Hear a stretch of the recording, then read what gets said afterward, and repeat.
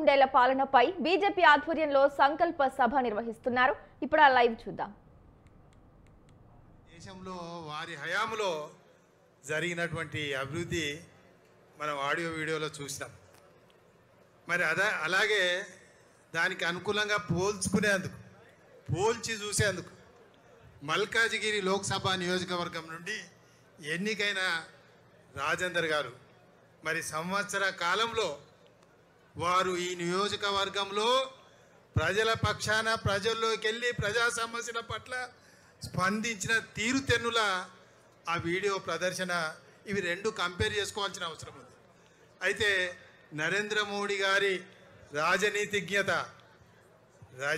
నరేంద్ర మోడీ గారి మరి వారి ధైర్యంతో సాహసంతో చేసిన అనేక నిర్ణయాలు, అలాగే ఈ నియోజకవర్గంలో చేపట్టినటువంటి కార్యక్రమాల స్ఫూర్తిని మన శ్రేణులు, మన పార్టీ నాయకులు, కార్యకర్తలు అందరూ కూడా మనం స్ఫూర్తిని వంట పట్టించుకొని భారతీయ జనతా పార్టీని ముందుకు తీసుకెళ్ళి, ఇంతకుముందు పెద్దలు మాట్లాడారు, తెలంగాణ ప్రాంతంలో బీజేపీ అధికారంలోకి వచ్చేందుకు వాతావరణం కనిపిస్తుంది.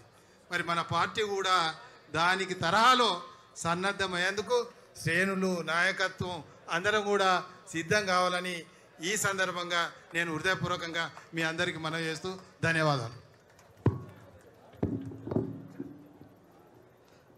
ధన్యవాదాలు. భారతీయ జనతా పార్టీ శాసనసభాపక్ష నాయకులు పెద్దలు ఎల్ఐటి మహేశ్వర్ రెడ్డి గారిని మాట్లాడవలసిందిగా కోరుతాం.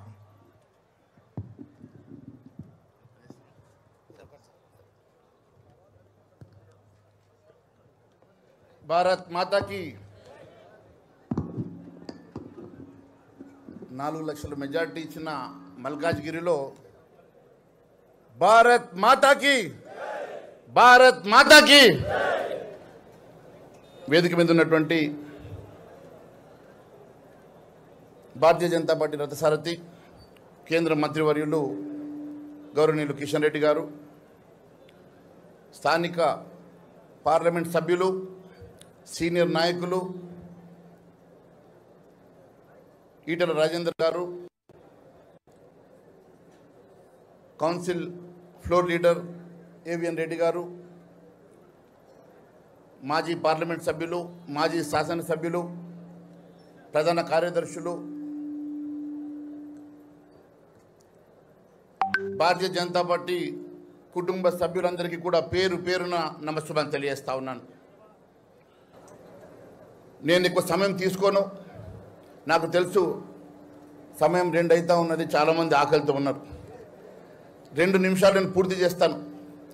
ఈరోజు ఈటల రాజేందర్ గారు చేపట్టినటువంటి కార్యక్రమంలో నరేంద్ర మోడీ గారి 11 సంవత్సరాల పాలన, అదే మాదిరిగా ఈటల రాజేందర్ గారి ఈ నియోజకవర్గంలో సంవత్సరం పూర్తి చేసుకున్నటువంటి సందర్భంగా నిర్వహిస్తున్నటువంటి కార్యక్రమానికి వేలాదిగా తరలి వచ్చినటువంటి భారతీయ జనతా పార్టీ కుటుంబ సభ్యులందరికీ కూడా మరొకసారి ఇస్తా ఉన్నాను. మిత్రులారా, 1500 సంవత్సరాల క్రితం గుప్తుల రాజ్యాన్ని చరిత్రకారులు స్వర్ణయుగంగా చెప్తారు. 3వ శతాబ్దం నుంచి 5వ శతాబ్దం, 1500 సంవత్సరాల తర్వాత మళ్ళీ ఈ దేశంలో స్వర్ణయుగం అంటే ఈ భూమండలం ఉన్నంతసేపు భారతదేశ చరిత్రలో ఈ 11 సంవత్సరాల స్వర్ణయుగం చరిత్ర మిగిలిపోతుందని చెప్పి నేను తెలియజేస్తా ఉన్నాను. ఎక్కడో 11వ స్థానంలో ఉన్నటువంటి ఆర్థిక వ్యవస్థ ఈరోజు ప్రపంచంలో 4వ ఆర్థిక శక్తిగా ఒకవైపు ఎదుగుతూ మరోవైపు ఎన్నో కార్యక్రమాలు, ఎన్నో అభివృద్ధి కార్యక్రమాలు, ఎన్నో సంక్షేమ కార్యక్రమాలు, అట్టడుగు బడుగు బలహీన వర్గాల కోసం అనేకమైనటువంటి సంక్షేమ కార్యక్రమాలు చేపడుతూ ప్రపంచంలో ఆర్థిక శక్తిగా ఎదగడం అంటే ఇది ఆషామాషి అంశం కాదు. ఒకవైపు 50 సంవత్సరాల్లో నిర్మాణం చేయనటువంటి కేవలం ఈ 11 సంవత్సరాల్లో 50,000 కిలోమీటర్ల హైవేల నిర్మాణం చేసినటువంటి ఘనత ఈ ప్రభుత్వానికి. స్వచ్ఛ భారత్ దగ్గర నుంచి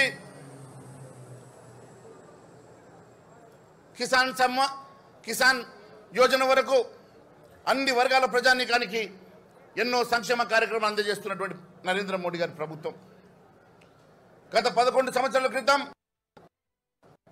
రైతుల కోసం వారి సంక్షేమం కోసం కేటాయించిన బడ్జెట్కి 500% 5 రేట్లు పెంచి ఈరోజు రైతులను ఆదుకుంటున్నటువంటి ప్రభుత్వం నరేంద్ర మోడీ గారి ప్రభుత్వం 25 కోట్ల